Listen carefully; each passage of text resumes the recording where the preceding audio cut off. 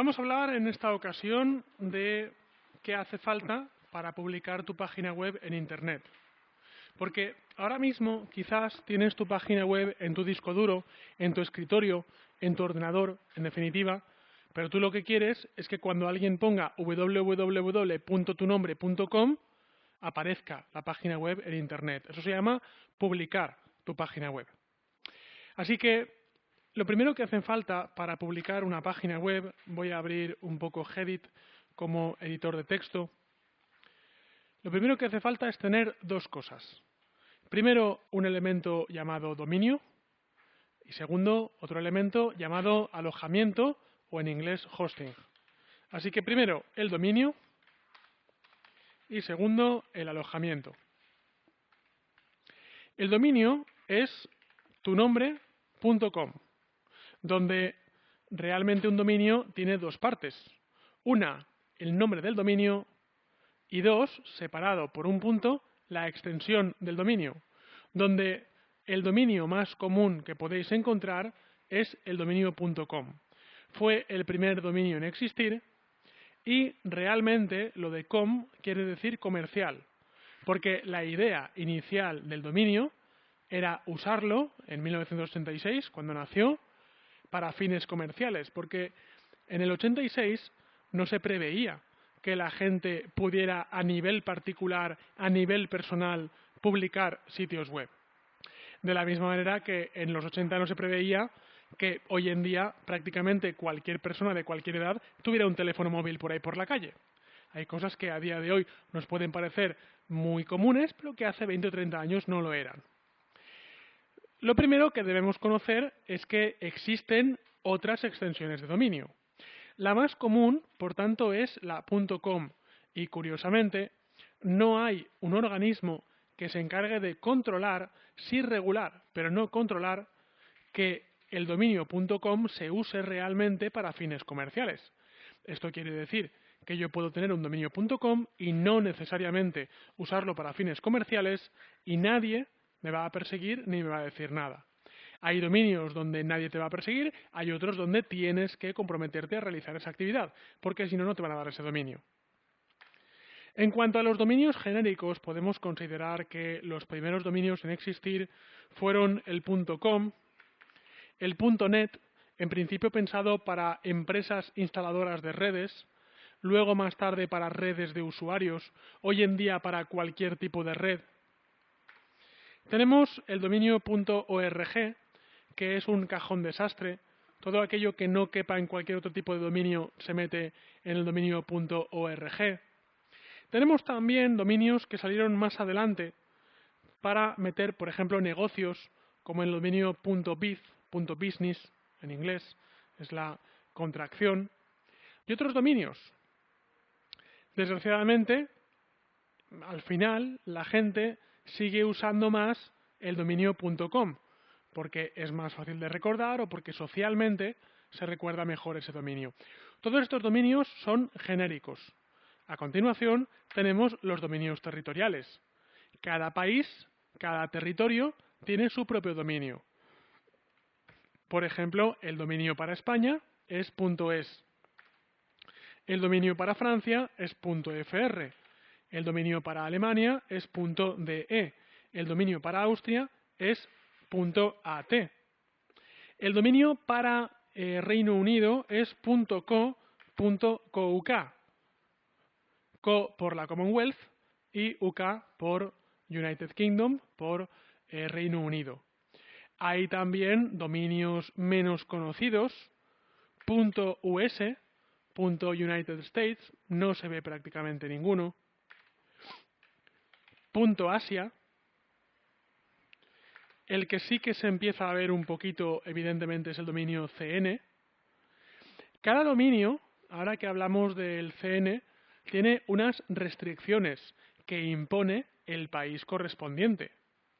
Por ejemplo, en España, al principio, solo podía registrar un dominio la persona que fuera ciudadana española y que el dominio consistiera en el mismo nombre de la sociedad que tengas registrada. Claro, y aparte el dominio valía unos 60 € al principio al año. cuando un .com vale sobre 15. Claro, tú decías, bonita manera de promocionar los dominios .es. Luego igual salía el político de turno en televisión diciendo, no nos explicamos por qué la gente no usa dominios .es. Claro, yo decía, no pasa nada, si tú te lo explicas, yo te lo explico, es muy fácil. Con el tiempo, quitaron la restricción de la necesidad de tener una empresa registrada con el mismo nombre, abarataron el precio y creo que hace poco hasta quitaron la restricción de tener que ser ciudadano español para registrar un dominio. Los últimos dominios .es que he registrado, nadie me ha preguntado que especificara, que demostrara que soy ciudadano español. Cada país, por tanto, pone o quita las reglas que quiere para sus dominios. Hay un par de dominios muy interesantes que son, por ejemplo, el dominio TV y son, por ejemplo, el dominio AG. El dominio TV, en contra de lo que podáis pensar, todo el mundo cree que es el dominio televisión, ¿verdad? Pero no es el dominio televisión. Estoy entrando a Google Maps y quiero ir a ver dónde está el atolón de Tuvalu, ya que Tuvalu, que es ese atolón de ahí, ha tenido la suerte, por el nombre que tiene, de que le hayan asignado el dominio .tv. Y curiosamente televisión se dice prácticamente igual en todo el mundo. ¿Dónde está Tuvalu? Bueno, pues Tuvalu está lejos, no. Está lejos más allá de lejos. Pero no es que te lo diga yo. Es que estoy haciendo zoom hacia afuera y vemos mar, mar, mar y más mar. Y solo para aquí empiezan a aparecer algunas islas. Y resulta que Tuvalu se encuentra en la del Pacífico. Pero cuando digo en mitad, quiero decir que en cuanto haces un poco de zoom, desaparece del mapa. Es que ni siquiera lo ves. No es ni siquiera una gran superficie de tierra, es un simple atolón. Hace ya unos cuantos años que, de hecho, Tuvalu no registra sus propios dominios, sino que tiene delegado ese poder en Estados Unidos. Es Estados Unidos el que le gestiona ese tipo de registro de dominios. Luego tenemos Antigua y Barbuda, que son los que poseen el dominio AG. El dominio AG para los países germánicos es algo así como la SL en España. Por tanto, a nosotros el dominio AG no nos dice nada, pero hay otros países donde AG tiene bastante gracia. Así que, fijaos, esta islita de aquí es Antigua. Si me separo un poco más, encuentro la isla de Barbuda. Un momento, que está por aquí. Aquí está Barbuda. Y estas dos islas están dentro del cinturón de islas y países del Caribe. Ahí lo tenéis. Pues Antigua y Barbuda está ahí dentro. Por eso hay algunos países o algunas áreas geográficas que tienen la suerte de que les hayan tocado dominios que, por lo que sea, les resultan bastante convenientes. Un TV puede costar perfectamente 60 euros. Un .com puede costar 15. Pero claro, si eres una televisión y quieres tu dominio .tv, pues te tienes que rascar un poco el bolsillo. Y quieras que no, para una televisión probablemente no es tan caro pagar 60 euros al año, que ahora hablaremos de eso, de cuánto se paga y de cada cuánto se paga. Por último, voy a decir que tenemos saliendo ahora las nuevas extensiones de dominio. .blog, .tienda, .online, incluso hay .barcelona, .valencia, .abogado.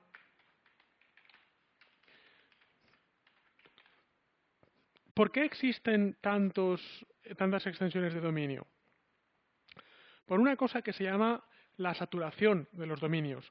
La saturación es que hay tanta gente comprando dominios que llega un momento que empiezan a no quedar dominios libres. En ese momento, ya a mediados de los 90, es cuando empiezan a aparecer primero estas alternativas, luego dominios por países, luego estas y muchas más.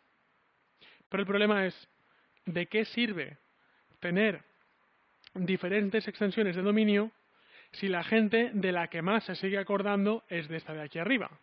Bien, cuando salieron estos dominios, yo fui el primero que pensé, bueno, ¿para qué quiero yo? Pero si es que la gente no recuerda estos, ¿cómo va a recordar estos de aquí?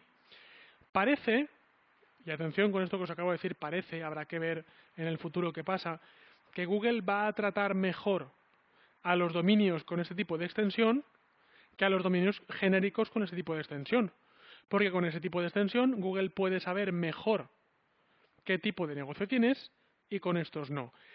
Este rumor a día de hoy todavía no se ha visto materializado, pero esperamos que en un futuro sea así.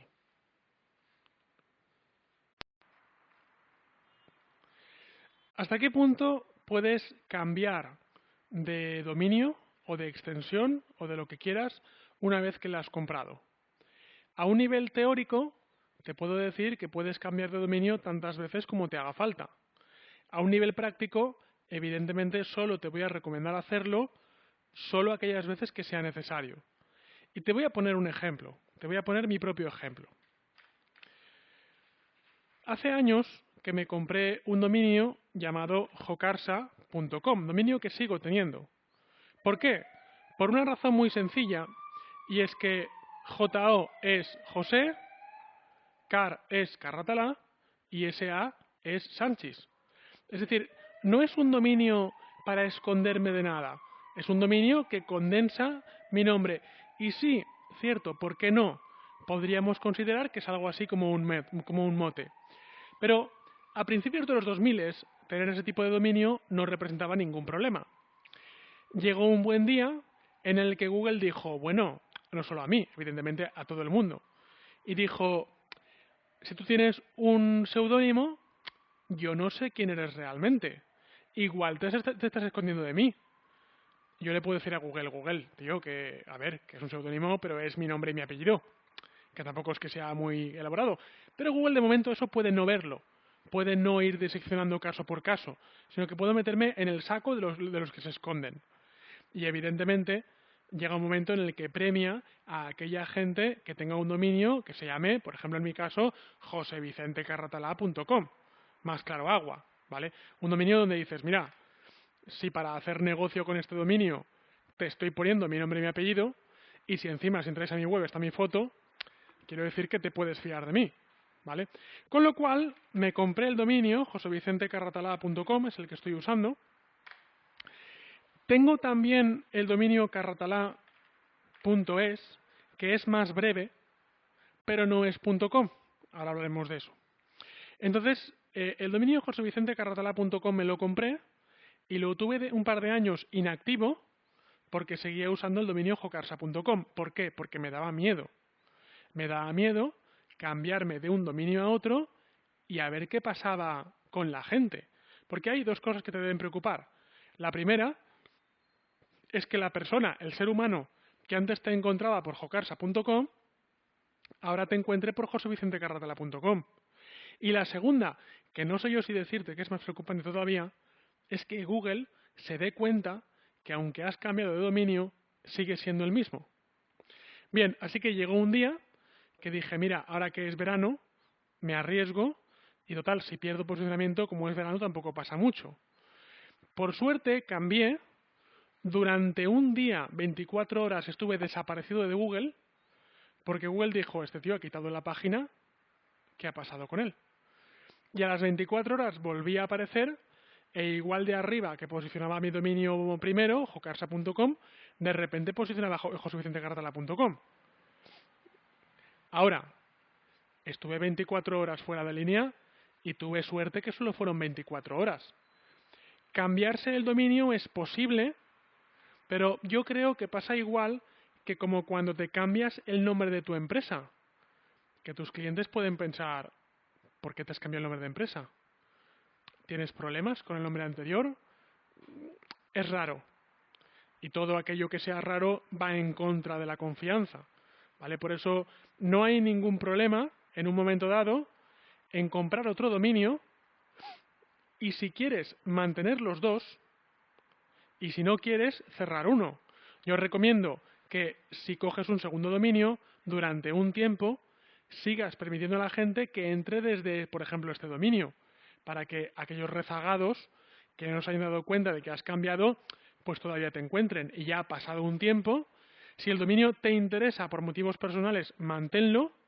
15 euros al año tampoco es mucho dinero. Y si no te interesa, pues evidentemente deja de renovarlo y suéltalo. Pero cuidado, porque otro te lo podrá coger. Además, os debo decir que tengo también el dominio carratalá.es, que técnicamente es más fácilmente recordable que el dominio josevicentecarratalá.com, porque un dominio, cuanto más largo sea, peor, porque la gente peor lo recordará. Lo que me mata un poco es que el dominio .es es de España. Y yo os lo digo, de momento creedme, cuando lleguemos a la parte de Analytics os lo demostraré con datos, pero en mi analítica las visitas desde España son solo 1/3 de las visitas globales. 2/3 de las visitas a mi página web provienen de países hispanoamericanos. ¿Por qué? Porque hago formación online y mi formación online se vende mucho en países hispanoamericanos. Así que, ¿qué estoy comunicando yo con un dominio .es? Hay algunos países hispanoamericanos que pueden decir español, ¿vale? Pero hay otros países que por costumbre social pueden decir, no, España. Entonces, claro, ¿qué quiere decir? España. Es como si entras en una web que es .br, .brasil. Tú dices, ah, Brasil. Esto no va conmigo, ¿vale? Entonces, ahora mismo estoy prefiriendo, pese a que tengo ese dominio y redirige a la misma página, pero estoy prefiriendo mantener el .com porque es comercial, porque es común, porque si en algún momento tengo que salir de España a trabajar en cualquier parte, no para siempre, ¿vale? Sino ir, trabajar y volver, no tengo ningún problema y no quiero usar un dominio que geográficamente me geolocalice y me limite. Ojo, otra cosa es que tú me dijeras, yo es que tengo un negocio y por lo que sea, porque cada uno hace negocios como mejor cree que debe hacer negocios, nunca voy a salir de España, yo solo voy a dar negocio en España. Pues te puedes coger un .es perfectamente. Hace unos cuantos cursos un alumno me dijo que cualquier página web que haga negocio dentro de territorio español, según la ley de comercio electrónico, debe usar el dominio .es. Y yo le dije, ¿por qué? ¿Por qué es así? ¿Por qué no puedo usar un dominio .com? Y ese alumno me dio una explicación tan sencilla como creíble, porque cuando tiene una explicación sencilla, dices, de sencilla que es, suena creíble. Y es que el dominio .es lo controla el Ministerio de Interior, mientras que el dominio .com lo gestiona un organismo que se llama la ICANN, que está en Estados Unidos. ¿Esto qué quiere decir? Pues esto quiere decir que supongamos que yo tengo un dominio .com y supongamos que yo estuviera realizando actividades ilegales. El gobierno español, que es el responsable mío como ciudadano español, no me podría cerrar el dominio .com, porque no depende de ellos. Depende de un organismo de un país tercero. Un país con el que España, si quieres, tiene buenas relaciones. No te digo que no. Pero una cosa es tener buenas relaciones y otra cosa es llamar por teléfono y decir, oye, cerrad esta página. Y el ICANN diría, espera. ¿Tú de qué país dices que llamas?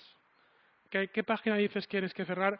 Y según qué ley que no es la nuestra, quieres que cerremos una página web. En cambio, como el dominio .es todo queda en casa, el dominio .es, el Ministerio de Interior tiene todo el poder de en un momento dado decir, esta página está cometiendo un delito, pum, tijerazo y cortada. Me lo explicó así el alumno y dije, ay, pues mira, pues suena bastante creíble. No se aplica, la gran mayoría de páginas españolas para hacer comercio usan el dominio .com, pero sin embargo también es importante en un momento dado conocer la ley, aunque esa ley no sea de aplicación actual. Nunca sabes cuándo puede ponerse el gobierno X duro a aplicar esa ley.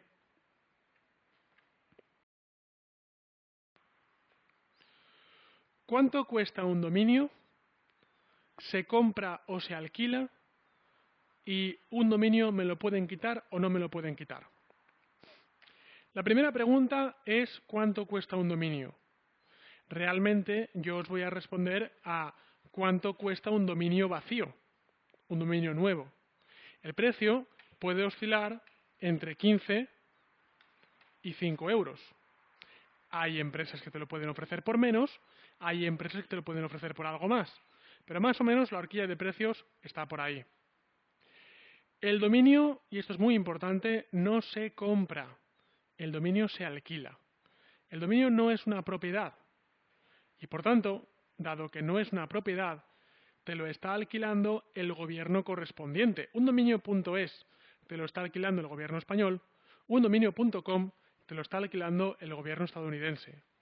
Me parece muy importante esta consideración. Y con esto que te voy a decir, fíjate que yo estoy usando un dominio.com ahora mismo.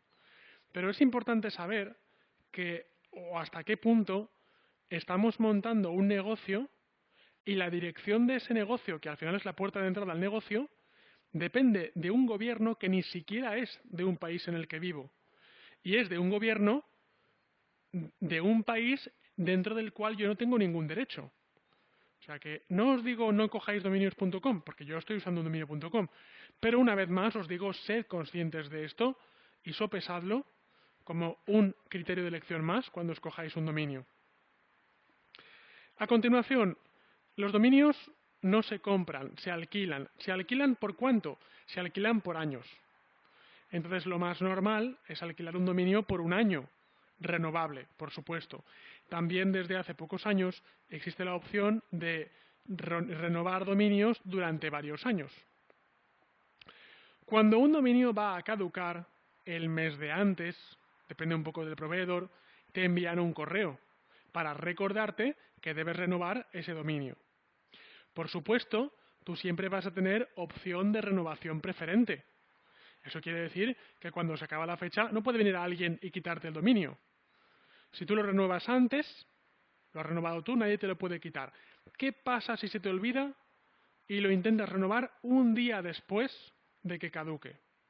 Hace años, un día después de que caducara el dominio, las empresas registradoras soltaban el dominio. Si llegabas un día tarde, llegabas tarde, te lo podían haber quitado. A día de hoy se establece una moratoria.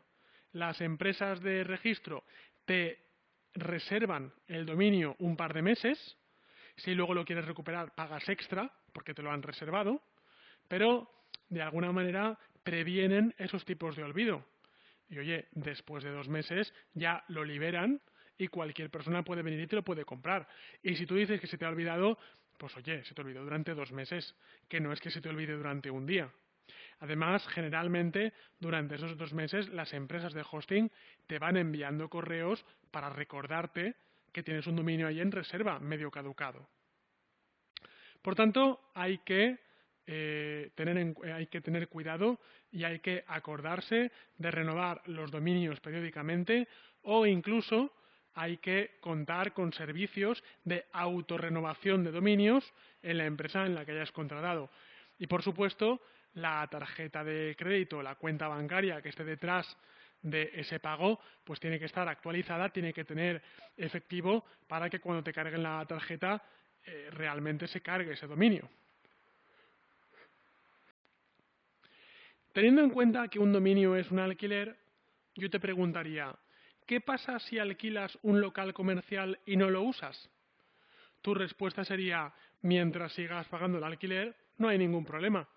Es tu problema pagar un alquiler y no usarlo comercialmente. Con los dominios ocurre lo mismo. Tú puedes tener un dominio, tú puedes alquilar un dominio y no usarlo. Y no pasa nada. Siempre que lo pagues y lo vayas renovando, simplemente no pasa nada. De hecho, hay un tipo especial de dominio que se llama parking. El dominio de parking lo que hace es que tú registras un dominio, sabes que no lo vas a usar y simplemente cada vez que alguien pregunta por ese dominio, aparece como que está en parking, aparece como que está pre-reservado.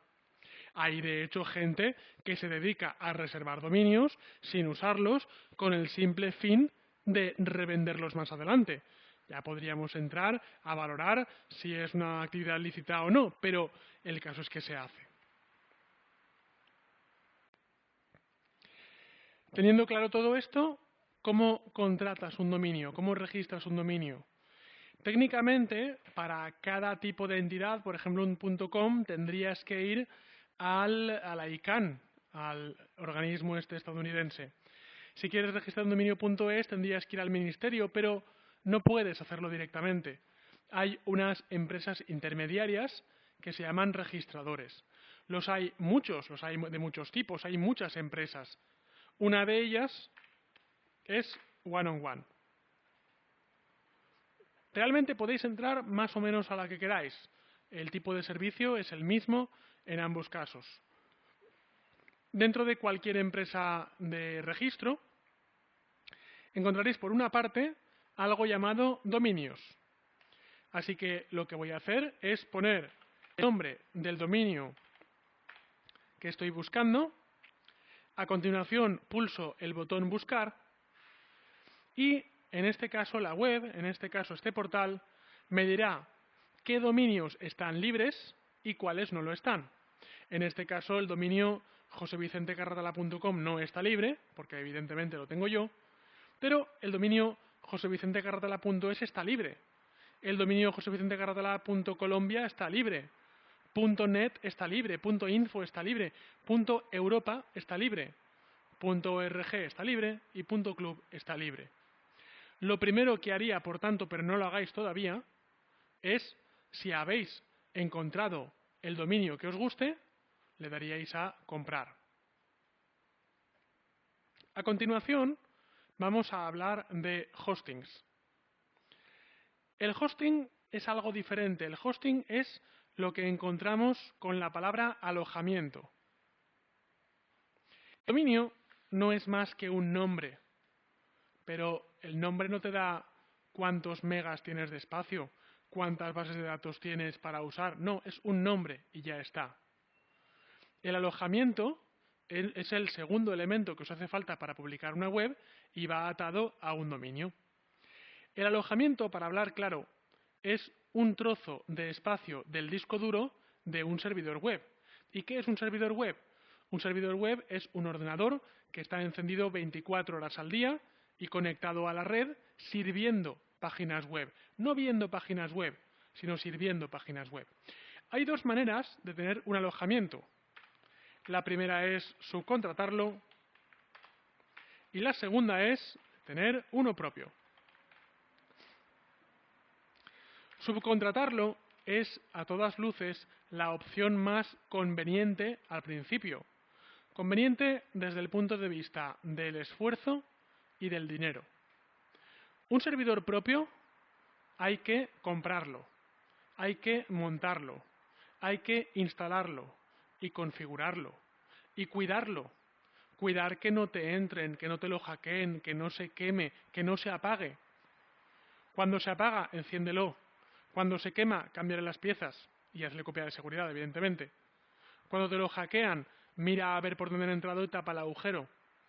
Que le cae un rayo, ves a la empresa a encender el servidor cuando vuelva la luz, por supuesto. Y evidentemente, todo eso es coste material y por supuesto también coste humano. Alguien tiene que hacer eso. Y quien hace ese trabajo probablemente tendrá la costumbre de cobrar a final de mes.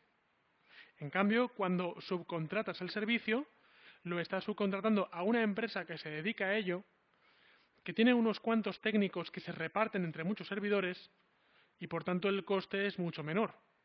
Así que, ¿qué tienes cuando subcontratas un servidor? Conveniencia, comodidad y precio. ¿Qué tienes cuando tienes un servidor propio? Control. Como el servidor es tuyo, tú decides lo que ocurre o lo que no ocurre con el servidor. Cuando el servidor lo subcontratas, hay muchas cosas que no puedes controlar, hay muchas cosas que no puedes elegir. Mi recomendación, ¿estáis creando una web sencilla? ¿Estáis creando una aplicación web sencilla? En ese caso, subcontrata un servidor web. Ahora, ¿tu tienda online va bien? ¿Estás facturando miles de euros al día? Quizás llega el momento de reinvertir algo de dinero y tener un servidor propio.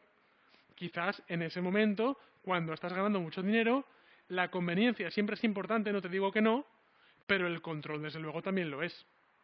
Así que no nos preocupemos en un principio por los servidores propios y de momento vamos a suponer que nuestro target va a ser subcontratar un servidor.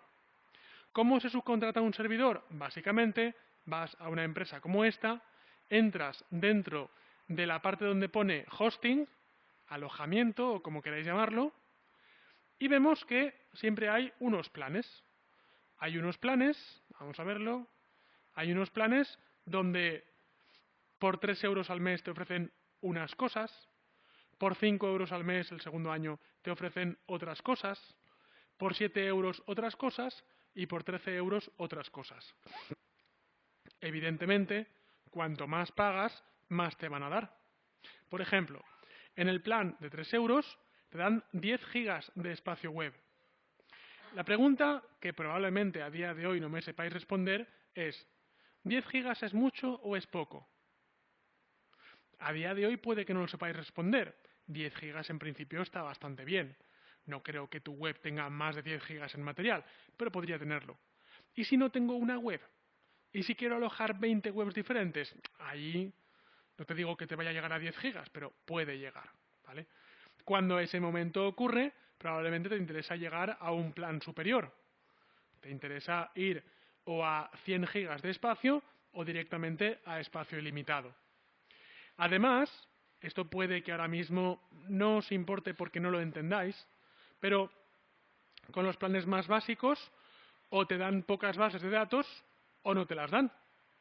Tienes que ir a planes más avanzados para que te den más número de base de datos o para directamente que te den un número ilimitado de base de datos. A lo cual vosotros diréis, bueno, ¿y esto de las bases de datos qué quiere decir? ¿Qué es? ¿En qué me beneficia? Cada aplicación web que vamos a desarrollar, y cuando digo una aplicación web, no digo una página web estática. Digo una aplicación web que tire de base de datos, un blog, una tienda, una red social, cualquier cosa así, o una Wikipedia. Todo eso tira de base de datos. Si tienes una sola base de datos, tú sabes que puedes instalar un blog, pero no una tienda online. Una tienda online, pero no un blog. Una red social, pero no un blog. ¿Vale? En cambio, si te dan 20 bases de datos, tú sabes que puedes instalar varias aplicaciones a la vez, cada una con su base de datos.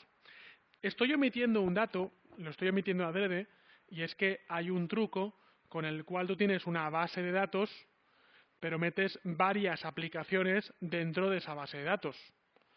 Sé que existe ese truco, pero no me gusta ni nombrarlo porque es una guarrada. Hace años, cuando contratar bases de datos era muy caro, pues no había más remedio que hacer ese truco. Pero a día de hoy, que la diferencia de tener una a tener 20 es pasar de 3 a 5 euros al mes, pues pienso que no vale la pena hacer ese tipo de trucos, sino que vale la pena, pienso que el coste es asumible, contratar un servidor donde tengas una base de datos para cada aplicación que puedas hacer. Si os tenéis que equivocar, equivocaros por bajo. ¿Y si compro un plan pequeño y luego lo necesitaba más grande? No pasa nada, siempre te puedes ampliar de plan. Cualquier empresa no te pone ningún problema para pasar de un plan pequeño de pasar a un plan grande. Ahora, normalmente las empresas ponen problemas para pasar de un plan grande a un plan pequeño. Así que a tiempo de subir siempre estás.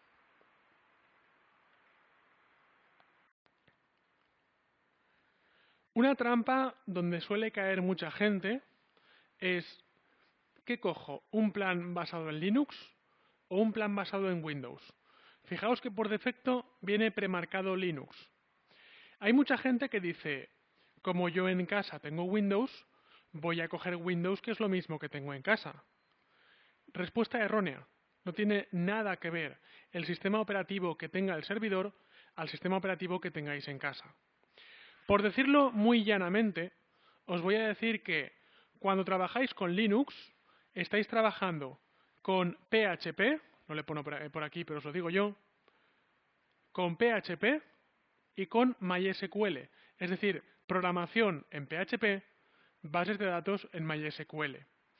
Cuando te pasas a un plan Windows, aunque técnicamente pone que soporta PHP, vamos a verlo, Windows, he cambiado, me voy a gestión y observamos que pone PHP, es cierto que lo pone, pero sobre todo es porque vas a programar en ASP.NET y como bases de datos, aunque pone que soporta MySQL 5, es porque vas a trabajar en bases de datos en formato Microsoft SQL Server, la versión que sea, en este caso 2012. Así que lo que tienes que hacer es plantearte en qué vas a aprender a programar. ¿Vas a programar en ASP con Microsoft SQL Server? Cógete un plan Windows. Pero ¿vas a programar en PHP con MySQL? En ese caso, cógete un plan con Linux. ¿Qué pasa si me equivoco? ¿Qué pasa si cojo un plan Windows y lo que quería era un plan Linux? Me ha pasado muchas veces con alumnos esto. Entonces, los del proveedor, lo que sea, en este caso one-on-one, están tan acostumbrados a que les pase eso, que la gente coge Windows por error y luego se da cuenta que quería Linux, que te lo hacen en el momento. O sea, ya para no discutir, tú llamas y dices, mira, me he equivocado, quería el plan Linux, he cogido el Windows. Y te dicen, te borro todo lo que tenías, te paso de plan, en una hora vuelve a entrar que ya lo tienes disponible. ¿Vale? Por eso digo, equivocarse en ese punto no es tan malo, pero evidentemente si podéis no equivocaros, mejor.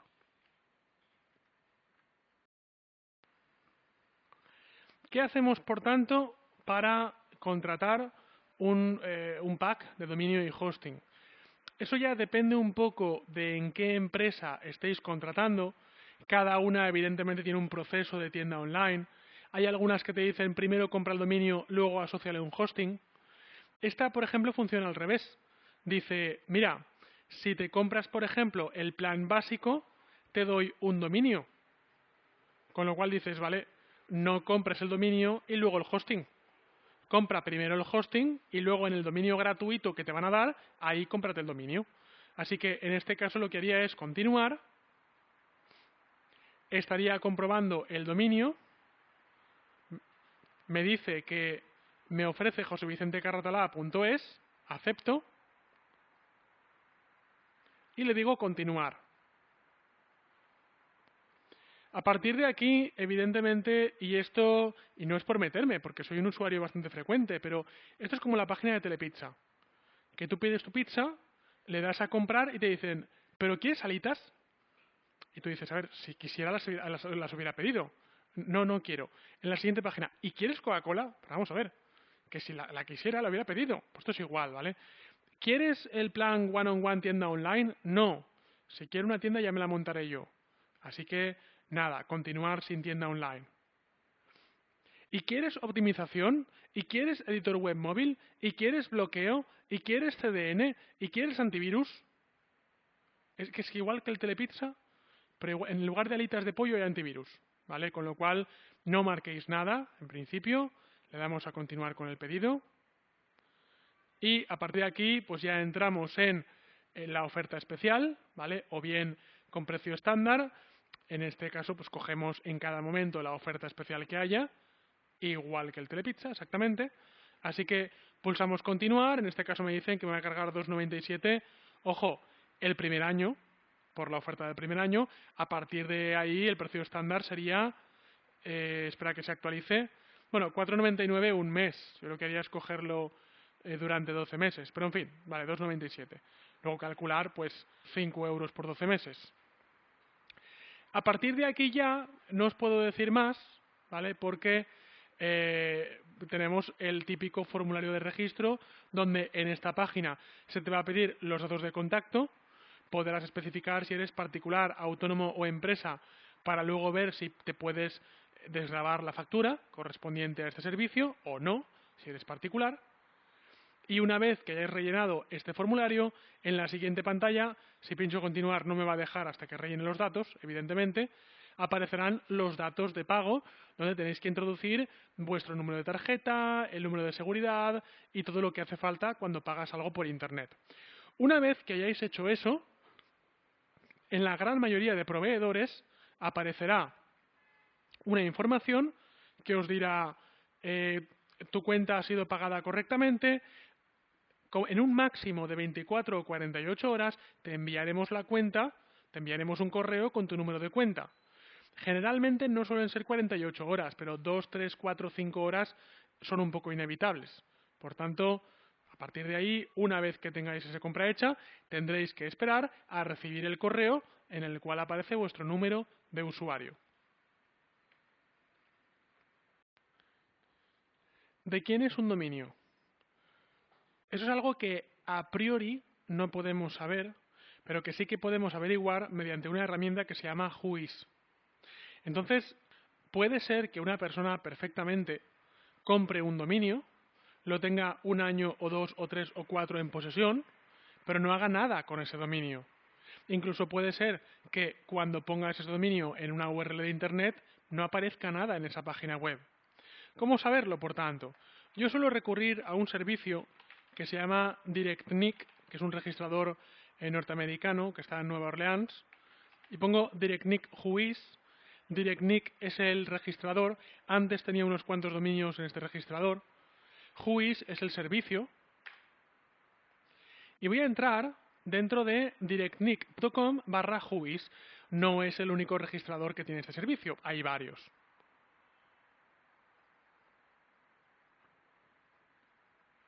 Así que si entro, fíjate que me dice, introduce el dominio, por ejemplo, voy a poner josevicentecarratalá.com e introduzco el texto.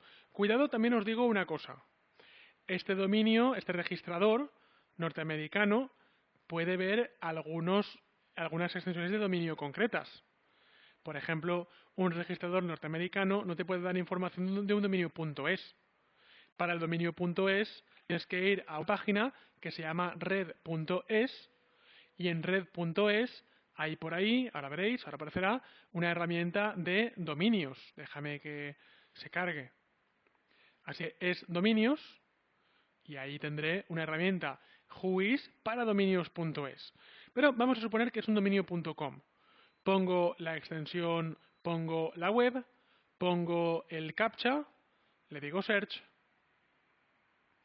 y como veréis a continuación, atención, me dice quién ha registrado el dominio, el registrador, me dice la fecha en la que se actualizó, sobre todo me dice el expiration date, la fecha de expiración, me dice quién lo ha registrado, me dice quién es el registrador, me dice cuál es la dirección, la ciudad, la provincia, el código postal, hasta el teléfono, si lo hemos puesto en los datos de registro, y una serie de informaciones más. Bien, ahora, ¿qué hacer con estos datos? Los mismos datos que ponéis cuando registréis un dominio son los datos que aparecen aquí en el Whois. Cualquiera los puede saber. ¿Se puede y conviene ocultar estos datos? La respuesta es mayormente no.